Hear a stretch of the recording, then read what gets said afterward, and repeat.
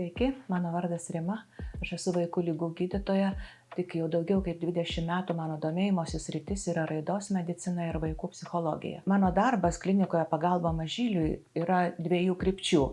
Aš konsultuoju šeimas apie vaiko raidos etapus ir vaikų psichologiją tose etapuose, tam, kad įvairiose aplinkose, šeimoje ir kitose aplinkose, kur vaikas auga, jo raida vyktų kuo sveikiau.